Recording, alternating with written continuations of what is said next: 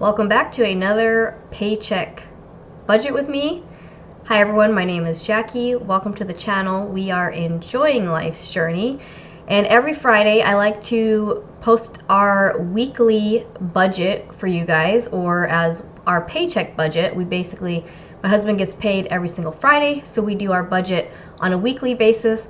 In addition, we have our yearly budget that we do at the beginning of the year, and then we have our monthly budget. But what really helps you to kind of get a handle on your spending and to start getting ahead is the paycheck budget. We also follow what's called a zero-based budget. So we basically, every time we get a paycheck, we make sure we tell every dollar where to go, and our budget ultimately ends up becoming a tracking so that we can project our future budgets a little more accurately. I do have a budget template that I use that I've created myself on Excel, and I do have it for sale on Etsy, so I'll leave a link down below if you want to take a look at that. But let's jump on the Excel sheet and see, this is the second week for January, our second paycheck for January. So we're going to see if we stayed on budget last week and make any changes to the future weeks based on what's going on. So let's jump on the Excel. Like I mentioned, I do our monthly budget. Basically, we do the yearly budget, and on my template, that yearly budget auto-populates to my monthly budget. So these numbers I'm not going to change because I want to compare them to what we actually end up having at the end of the month. Once the month is over and I've had a chance to review it and kind of compare and see maybe I need to change some things for the next month, then I'll go on the yearly budget and actually update the real numbers so I can keep that as a tracker. And again, this tab at the bottom, this year, the 2022, this is the yearly budget. So on the template that you're going to see on Etsy, you're going to have your 2022 tab and then all the months. You're going to notice I have some additional tabs on here. Those are just things that I added. I added a tab here just to keep track of all the tax forms we're going to have coming in this year, because we want to get our taxes done as soon as we know we have everything ready, because that's what's going on. So anyway, so we're in January. We're in the second week. This is actually on the 13th. I'm filming this on Thursday because I have access to my husband's pay stubs. So I like to get on here and kind of do the budget on that day. And then Friday, as soon as the money hits the account, I know exactly where it's going, or how much I have for our grocery budget, things like that. So right off the bat, I'm going to make a few changes to the 7th based on some of the stuff, and we'll kind of review that real quick. So if you guys remember, I cut our grocery budget down to $100 a week. We originally were doing $120. I was so close to sticking to that. We spent, so if you notice here, I have these accounts on the side. This is so I can keep track of all my accounts, kind of like balancing your checkbook. So on here, the card, this is the credit card that I use to purchase gas and groceries and everything like that. And then at the end of the week, or every payday, I go and pay what we owe. So if you see here, I charged $101.22. So I was so very close. So I'm going to change that and actually say it was $122 is what it was. And I'm able to change that because our gas, we budgeted $90 and we did not use $90 worth of gas. Also, we had money left over from last month in gas. We had more than 90 in there. So let me take a look. If you remember, we had some cash back on Discover. We had $61.60. We still have that as cash back on Discover. And then we still have $46.02 in the bank. So we actually had $107.62 to work with on this particular week. As of right now, the gas on the credit card is $50.39. We still have 2 fill-ups that haven't posted fully, so it's going to be a little bit more than that. I know we're not going to be using that full 107, so let me just minus out the $50.39. So we have $57.23 left. I know one of those fill-ups was with my husband's truck, so most likely that was probably around $30. And then he had a fill-up with his motorcycle. His motorcycle fill-ups have been averaging $7 and some change. So I'm just going to say, we have an extra $20 left from here. So I'm going to go ahead and take that 90. I'm going to minus 20. I'm going to say we're actually using 70 from that instead. Okay, so if I scroll down here, we have $18.78 left because we used part of that $1.22 for the food. So what we're going to do is we're actually going to put this as part of that truck payment. So what I'm going to do is I'm just going to scroll over here, and I'm going to divide this right here. I'm going to say $18.78 is actually for part of the truck, and so we actually have $27.24 left in there. And I'm also going to change this groceries to say it's the $101.22, right? So that way I'm balancing that account, and I know like this is the money of where it's actually at. This $18.78 is now going to be moved into savings to go for that truck payment. So for those of you who did not follow along on the other budgets for January, basically we are trying to get ahead on some of our bills. So these ones that you see in blue from last week, this is in the savings account because this is for February's bills. Okay, we've already paid January's, so now we're moving on to February's bills. That $18.78 I'm going to go now and put as the truck here. So I just delete it out. I scroll down and say, okay, it was $269. Okay, I've redone our first paycheck based on what we actually spent in gas and food. We did not do any extra fun stuff, so we did really good. We didn't eat out. Ricky did use, he had $50 left from his Christmas gift money. We did use to do, we did bought firewood, did a fire and drinks outside in the backyard. So we still did a little bit of stuff, and we went to our friend's house. We didn't spend anything extra that first week, so I'm very proud of us for that. This week, so I did get the health bonus finally, so it's $350. So I'm going to take that off of that last paycheck because we actually got it now. And now the one thing I didn't calculate originally was that part of this bonus, part of that does go to the 401k and part of it does go to taxes. So I'm going to have to update these numbers down here based on the actual pay stub. And in addition, Ricky's pay for some reason for the 14th was an extra 13 cents per hour. So I'm not really sure what that was about, but we'll take it, right? So I'm going to go on the pay stub real quick and see what the actual number was here. Okay, so actually it was $1,049.20. So again, I'm not really sure why that was different. We're going to make this black because that's how much it actually was, and we're going to leave the other two as is, as if it was the $26.10, the $26.10 an hour. We're going to leave that as is. And then again, he's currently not doing any overtime, so we're going to leave overtime blank. But we did get the $350, so we're going to make that black now, and we're going to go ahead and black it out for the month because we shouldn't have any additional bonuses, if you will, coming in.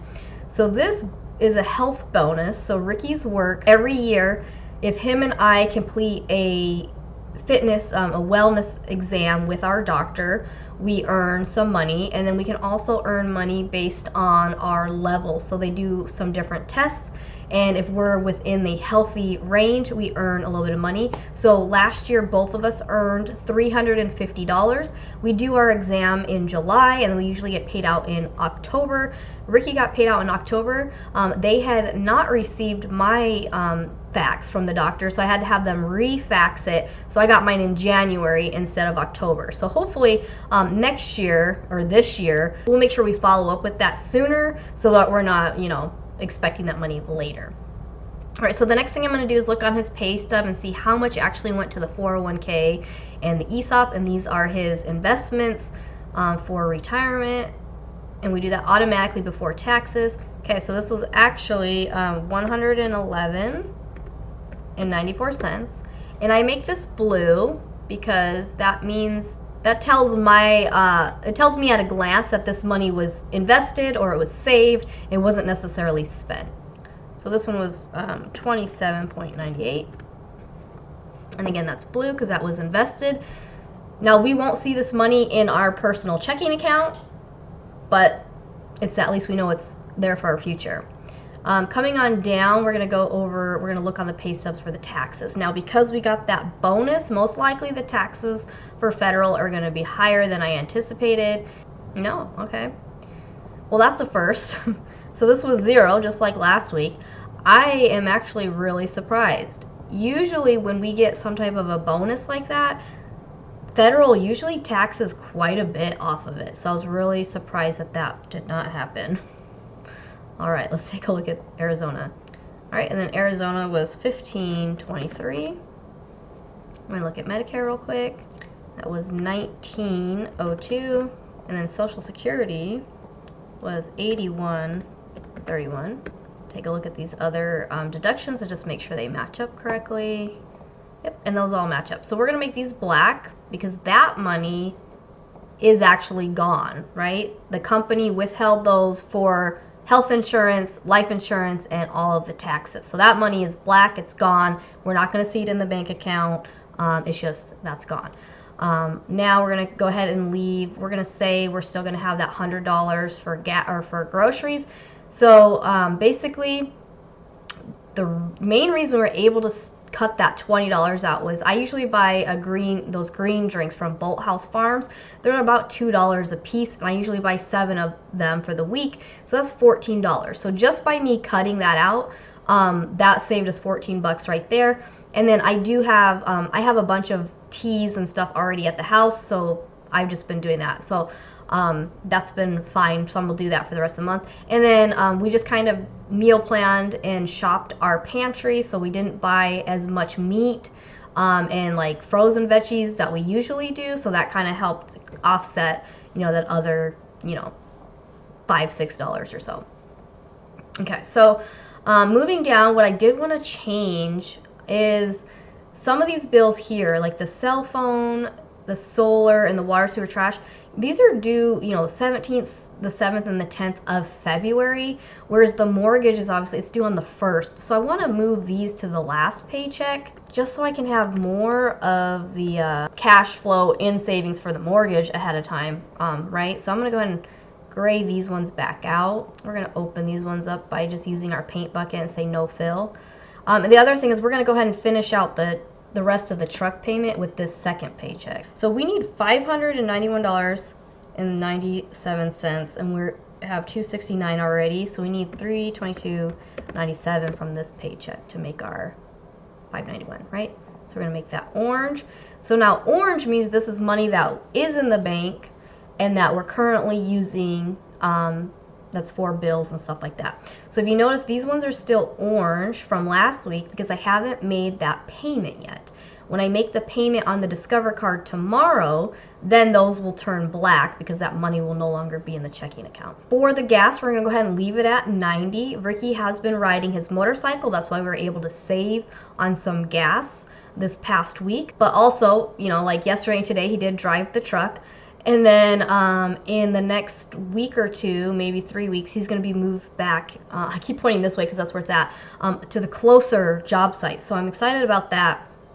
When he used to work at the other job site, he would spend around $50 a week in gas. So I'm excited for him to get back over there and our gas budget go down. So we'll see when that starts happening. But for this week, we'll leave it at 90 again, and then we'll do the same thing. If we have money left over, we can start using it to cover some of those bills, because if you remember, we had negative 185 at the end of the month. I don't know what it's going to look like yet. We got to get down to the bottom and take a look. Eating out, we are going to leave it at the $30 just because Ricky has already used about $7. We're going to leave that there. The other thing is my laser hair and the Netflix and all that, we're going to move that to the last paycheck as well. So obviously we got some different numbers at the bottom now we got to work with. So I got to go up to the mortgage here, and we're going to delete these out, and we're going to start with what's left at the bottom now. Okay, so we have $504.05 for this week. So I'm going to make that orange. So that's going to go into savings, and we're going to get it ready for the mortgage payment from February's mortgage payment. Okay, next week we will be putting $508.60. So I have to take let's see, if we need $1,435.96, and we're gonna have 1,012. So I still need $423.31 out of that last paycheck to cover the rest of that mortgage payment. And then if we come down here, we're negative 197. So originally it was like negative 184. So obviously by part of that bonus going into retirement and part of that bonus being taxed, that was something I did not calculate initially. So that put us at a negative again. Now, like I mentioned in last week's video, I've already lowered our grocery budget as far as I can from what I feel comfortable doing.